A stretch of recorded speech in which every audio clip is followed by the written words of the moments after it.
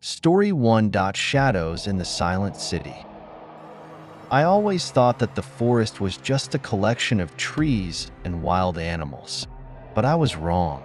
Very wrong. There was something in it that was older than civilization, darker than night, and more terrifying than nightmares. My expedition team and I came to Kalimantan to find a lost city, a legend that even the native tribes were reluctant to talk about. They called it the Silent City, not because it was uninhabited, but because no one had returned to tell its story. I hoped we would never find it. Chapter 1. The Whispering Forest.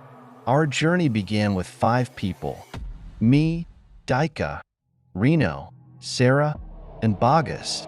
We were a research team ambitious to find this city.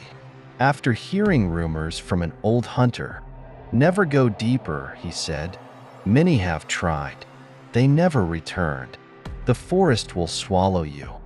We ignored him. We thought it was just a myth. The first day of the journey went smoothly.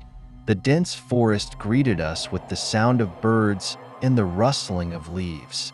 But the further we walked, the stranger it felt. The sounds of the forest began to fade. No birds, no insects, just a silence that was too perfect. When night fell, we set up camp by a small river. The campfire was burning, but a chill crept into our bodies, as if something was watching from the darkness. When I woke up in the middle of the night to relieve myself, I saw it. A black shadow stood behind a tree, motionless, just staring. I froze.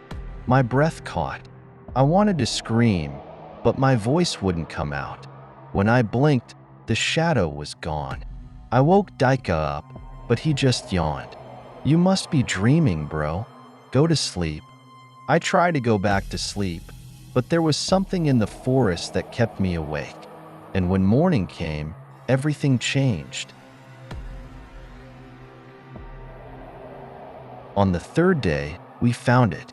Old stone ruins covered in moss, grand buildings that had long been abandoned.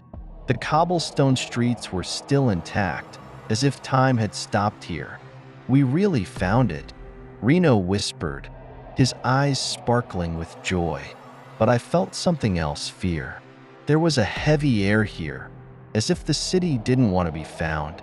As we explored deeper, we found something even stranger. No signs of life. No birds, no insects, not even wild plants growing in these ruins. Then we found a carving on the wall of a large temple. The carving depicted people standing under a large shadow. The figures were tall, thin, with long arms and blank eyes. "They see us," Sarah whispered, tracing the carving with trembling fingers. As dusk fell, we set up camp in the middle of the city. And as night fell, we realized our mistake. Daika disappeared first. We only realized Daika was missing when we gathered for dinner. The tent and his belongings were still there, but he was nowhere to be seen. We searched all over town. We found footprints in the dirt, Daika's. But what made me shudder was how suddenly they stopped, as if he had simply vanished. No drag marks, no blood, just footprints that ended in the middle of the cobblestone path. "We have to get out of here," I said in a trembling voice. But before we could get back to the tent, something appeared at the end of the path. A black shadow. It stood still, taller than a human. No face, just a dark shape with blank eyes staring at us. We ran, but the city was changing. The path we had been on was gone. The stone corridors led us to the same place, over and over again. We were trapped. That night was the longest night of my life. The shadows grew more numerous. They stood outside our tent, motionless, just staring. Every time I blinked, they got closer. Bagas tried to run into the woods, but we only heard his screams. When we looked for him, all we found was his backpack lying on the ground.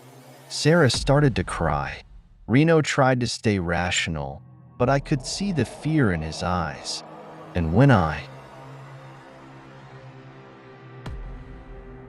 ran. I didn't know where to go. The city kept changing, twisting my path. I heard their voices, Daika, Bagas, Reno, Sarah. They were calling my name, but I knew it wasn't them. I covered my ears, held back my tears, and kept running.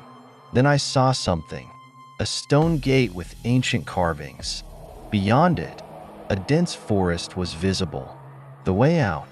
I didn't think twice. I pushed through the gate, and suddenly, I was at the edge of the forest. The city disappeared behind me. I was the only survivor, but I knew they were still watching me. I could feel their gazes. I could hear their whispers, and I knew that one day, they would come to pick me up again. After returning to the city, I tried to find information about the Silent City. But there were no records, no maps, no traces. It was as if the city had never existed, but every night I dreamed about it. In my dreams, I was still there, surrounded by smiling shadows without faces. They whispered, "You'll come back sooner or later." I knew they were right. I knew I never really escaped. I just waited my turn. Story 2. Cursed Valley, a city removed from the map.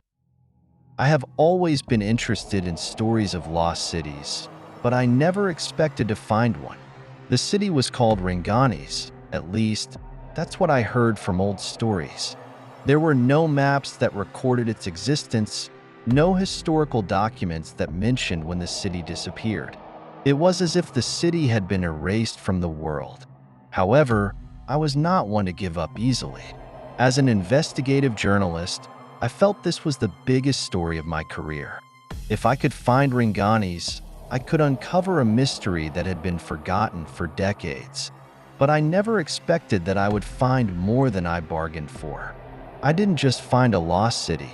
I found something that still lives there. My journey began in a small village in the mountains of West Java. The locals were reluctant to talk about Ringanis. They avoided my questions, as if just mentioning its name could bring disaster. Only one person would talk to me, an old man named Dardo. "If you find the city, don't look back. Don't listen to their voices," he said in a trembling voice. "And whatever happens, never talk to them." I didn't understand what he meant, but I continued on my way. With a homemade map based on old stories, I walked into the dense forest. For hours, I saw nothing but trees and a thick fog hanging in the air.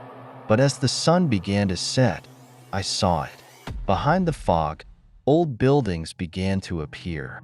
Cobblestone streets covered in moss, wooden houses with empty windows that gaped like dead eyes. The city was real. I had just found Ringanis, and I had just made the biggest mistake of my life. I stepped into the city cautiously. The buildings around me looked like they had been abandoned for centuries, but strangely, there was no sign of total destruction. It was as if the city had been abandoned overnight. I tried to take a picture, but my camera wouldn't work. The battery that had been fully charged suddenly died. I felt the air around me grow colder. As I walked further, I saw something that made the hairs on the back of my neck stand up. On the wall of a house, there was a sign carved with a fingernail. "We are still here." I swallowed, feeling my stomach tighten. Then I heard footsteps. I looked back. No one was there. I tried to ignore the uneasy feeling and kept walking. I came across an old town hall with a barely legible sign. Inside, I saw something that shouldn't be there in a city that had been abandoned for so long. Candles were burning on a large table, as if someone had just been here. I heard breathing behind me. I turned around. No one was there. Then I heard a whisper. "Why did you come here?" I felt my blood run cold. I wasn't alone here. I ran out of the town hall, my heart racing. When I returned to the main street, I felt something strange. This town felt different. The buildings that had seemed empty before now had lights inside. The streets that had been quiet before now could be heard with footsteps. I looked into the distance and was shocked. There were people there. They were dressed like villagers from the 19th century, walking down the city streets as if nothing was strange. I wanted to approach, but suddenly I remembered Mr. Dardo's words. Don't talk to them. I bit my lip, trying to hold back my curiosity. Then one of them stopped and turned to look at me. His face was pale. His eyes were empty, as if he had no soul. He smiled. You finally came. I took a step back, feeling my body tremble. They started walking towards me. I turned and ran as fast as I could. I tried to find a way out of the city, but the path I had just taken had changed. I ran through narrow alleys, but every time I tried to leave the city, I ended up back where I started. The city wouldn't let me go. I started to panic. Then I heard something that almost made me pass out. My mother's voice. Son, let's go home. I knew it was impossible. My mother died 5 years ago, but the voice sounded so real. I covered my ears and kept running, tears streaming down my cheeks. Just as I was about to give up, I saw it. An old wooden bridge at the edge of the city. I ran as hard as I could, crossing the bridge without looking back. I heard footsteps chasing me, whispers getting louder. Don't go. Stay with us. I closed my eyes and jumped to the other side of the bridge. When I opened my eyes, the city was gone. I was back in the forest. I survived. Or at least that's what I thought. I returned to the village and met Mr. Dardo. He just looked at me with a sad expression. You saw them, didn't you? He asked. I nodded, still shaking. They know your name now, he said softly, and they will wait for you to return. I didn't believe him then, but now, every night, I dream about Ringanis. In my dreams, I still walk the streets of that city, hearing their voices calling me. And every morning, I wake up with something strange on my body, claw marks on my arms, wet soil beneath my bed, and a whisper in my ear. You'll come back. You're ours now. I knew I couldn't fight it. I knew, one day, I would return to Ringanis. I just didn't know when. Story 3. Whisper from the Underground City. I have always believed that the world we see is only a small part of reality. There is something hidden beneath the ground, something older than human history, something that should never be found. But I found it, and now I can't escape. I am an archaeologist working on an excavation project in Turkey. We are searching for the remains of an ancient city buried underground, but what we find is far greater than we expected. As my team digs deeper, we discover a giant stone door. There is no historical record of this place. No maps show its existence. It is as if this city was erased from history. We open the door, and beyond it are stone stairs that descend into darkness. We have no idea that we have just stepped into hell. As we descend deeper, the air grows colder and heavier. The stone walls were covered in strange carvings that we couldn't identify. Pictures of people with blank faces, standing around something large and shapeless. I felt like someone was watching us. Then we found a large room that resembled a town square. The stone buildings were still standing strong, with doors wide open as if waiting for us to enter. And in the middle of the town, there was a large, dark well. As we stood there, something whispered in my ear, "Welcome home." I turned around, but there was no one there. I began to feel like we weren't alone. As night fell, we set up camp inside the town. We didn't realize that we had gone too far. That night, I woke up to strange noises. I looked outside the tent and saw something that made me freeze. In the darkness, behind the stone buildings, were tall, thin figures with empty, gleaming eyes. They stood still, watching us. I wanted to wake my team, but when I turned around, they were all awake, and they saw it too. Then, the creatures moved. They walked toward us silently. We ran, but this city was a maze. No matter where we went, we always came back to the same place. And the whispers grew louder. "Don't go. You're already one of us." I realized something. We were trapped. One by one, my team disappeared. I saw it with my own eyes. They walked into the shadows and never returned.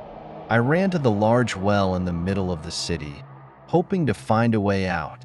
As I looked down into it, I saw something that almost made me lose my mind. At the bottom of the well was another city, a city identical to the one I was standing in now, but darker, more gloomy. And there, I saw shadows walking, mimicking my movements. I realized the terrible truth. We weren't the first to find this city, and we could never leave. I don't know how I got out of there. I just remember jumping into the well, hoping to find something.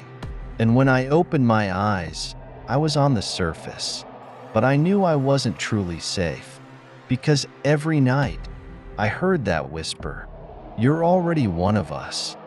I knew, sooner or later, I would return to that underground city, and this time, I wouldn't be able to get out again. Story 4. Gate 2: The Forgotten City. I never believed in legends until I experienced them myself. Somewhere in the middle of a vast desert, there is a city that cannot be found on any map. A city that has no history, but always exists in the whispers of the old people. A city that has no inhabitants, but lives on. I shouldn't have gone there, but it's too late for regrets. I am a researcher who studies the history of ancient civilizations. One day, I received an anonymous package. Inside was an old map whose origins could not be identified. The map showed the location of a city in the middle of the desert that had never been documented. I tried to find information about it, but there were no records, no legends, no clues. This city seemed to never exist. However, the more I researched, the more I felt something calling me. And finally, I decided to find it myself. The biggest mistake of my life. Chapter 2.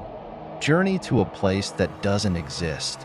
I set out with a small team, 5 people including me. We followed the coordinates on the map, but something felt off. This desert didn't exist on any modern maps. It was as if this place wasn't part of our world. As we got closer, our GPS started acting up. The compass was no longer pointing the right way. Then we saw it. A giant stone gate standing in the middle of the desert. On it, there were carvings in an unknown language. We stepped inside the gate, and suddenly, the world around us changed. Beyond the gate, there was a sprawling city. Its buildings stood majestic, but looked worn. The streets were filled with sand, as if the city had been abandoned for a long time. But we felt something. It was as if we were being watched.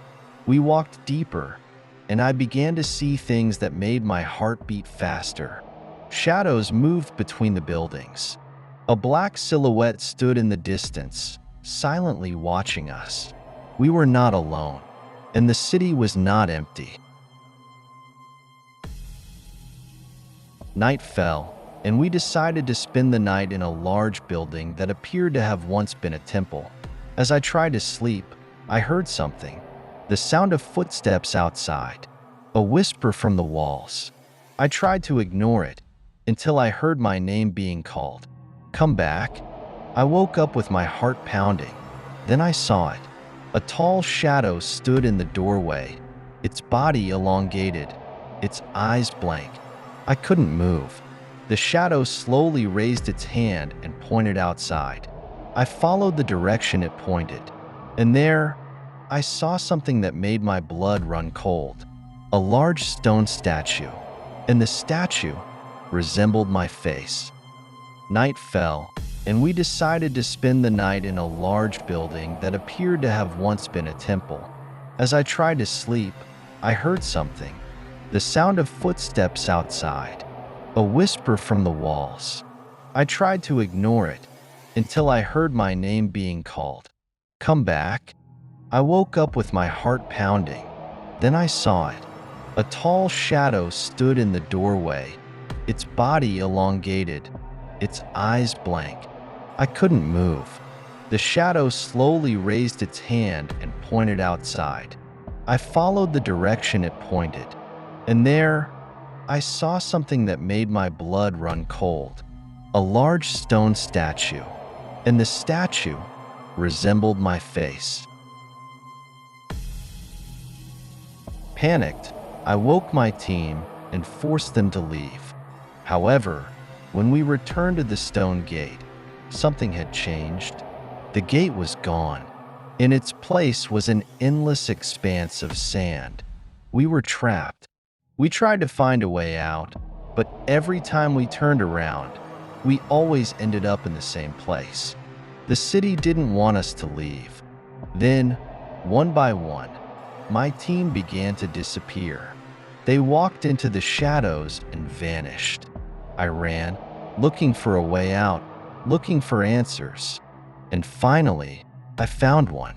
In the middle of the city, there was a large mirror. I looked into it, and I didn't see my reflection. I saw myself, but it wasn't me.